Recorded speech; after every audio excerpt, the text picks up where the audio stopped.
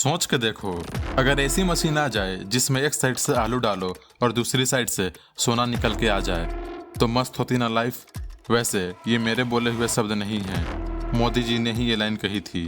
ऐसी मशीन लगाऊंगा, इस साइड से आलू घुसेगा, उस साइड से सोना निकलेगा। ये वायरल वाली क्लिप का असली किस्सा यही है। सोच लो, अगर कल को सवाल पूछने पर पाबंदी लग जाए, मीडिया में बस एक साइड की आवाज सुनाई दे और विपक्ष की चुप्पी लग जाए, तो रह क्या जाएगा देश में? सीधा सीधा तानाशाही का माहौल बन जाएगा। ऐसी हालत कोई पहली बार नहीं बनी है। दूसरे देशों के इतिहास में कई बार ताकतवर लोगों ने ऐसी चाल चली है। पेरू में फुजीमोरू ने कांग्रेस ही खत्म कर दी थी। सोवियत यूनियन में स्टालिन के राज में आलोचक मारे गए थे। अर्जेंटीना में जवान पेरोन ने विपक्ष के नेताओं को अंदर करवा दिया था और मीडिया पर ताला लटका दिया। लेकिन हमें विदेश क्यों झांकना? अपने देश में भी ये नज़ारा देखा है। 1975 में जब इमरजेंसी लगी थी, उस वक्त नेता, पत्रकार, हर कोई जो सवाल करता था, जेल में डाल दिया गया। मीडिया की आवाज़ बंद, लोगों की बुनियादी अधिकार छीन लिया गया। और ये सब इंदिरा गांधी ने किया था, राहुल गांधी की दादी। कांग्रेस पर भी इतने दाग है। बोफोर्स स्कैम, 1984 में सिख दंगे, यूपीए के जमाने में घोटालों की भरमार, कोई पार्टी अछूत नहीं। यानी सत्ता में जो भी रहता है, उसे अगर कोई टक्कर देने वाला नहीं रहा तो तानाशाही करने से कोई नहीं रोक सकता। और दूसरी तरफ जो अपने आप को बेदाग बताते हैं, उनके जेब में भी वोटिंग मशीन से छेड़छाड़ और चुनाव के खेल के आरोप लगे हैं। मतलब साफ है, अगर विपक्ष ही खत्म हो जाए तो जनता के पास सवाल, जिम्मेदारी और जवाबदेही किससे मांगे? समाज तभी सही चला है जब उस पर सवाल उठने दिए हैं और जवाब देने की जिम्मेदारी आई हो। आज के दौर में ज्यादा जरूरी है कि हम हिंदू मुस्लिम राष्ट्र या ऐसे बहस में उलझने के बजाय देश के अच्छे कल और सुंदर भविष्य के बारे में सोचे, जिसमें सबको सवाल पूछने और जवाब पाने का हक हो।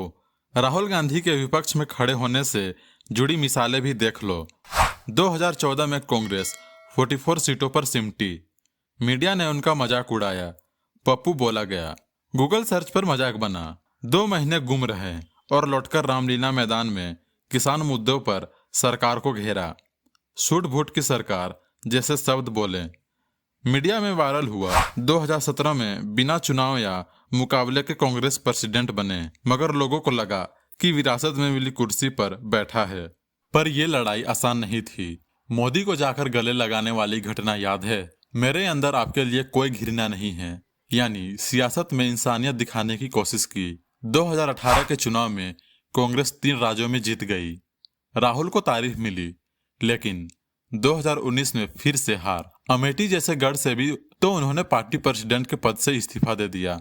असली में जिम्मेदारी लेना इसी को कहते हैं। आगे चलकर 3 नए कृषि कानून के खिलाफ किसानों के साथ डटे रहे। ट्रैक्टर रैली निकाली, लंबा आंदोलन चला।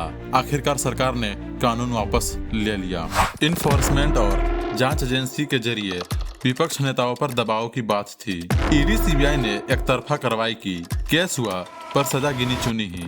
कई नेता पार्टी बदलते ही केस ठंडे बस्ते पे डाल दिया गया। सत्ता के साथ खेलने के मसले पर भी खूब चर्चा है। भारत जोड़ो यात्रा निकाली, कन्याकुमारी से कश्मीर पैदल गए, लोगों से मिले, बहुतों ने मजाक उड़ाया। राहुल लड़की के हाथ पकड़कर कोरोना फैला रहा है जैसे बातें चली, पर लोग रास्ते पर जुड़ते गए। और इस सब के बीच मीडिया और सोशल मीडिया पर कई न्यूज और एडिट वीडियो फैलाए गए। 2023 में कर्नाटका की रैली में दिए गए बयान, सब चोरों के नाम मोदी क्यों हैं, इस पर डेफेमेशन केस, कोर्ट केस, सांसद से सदस्या गई, फिर सुप्रीम कोर्ट से राहत मिली, सांसद बने रहे। सवाल सिर्फ राहुल गांधी या किसी नेता का नहीं है। असली मुद्दा ये है, सांसद और सियासत में विपक्ष जरूरी है।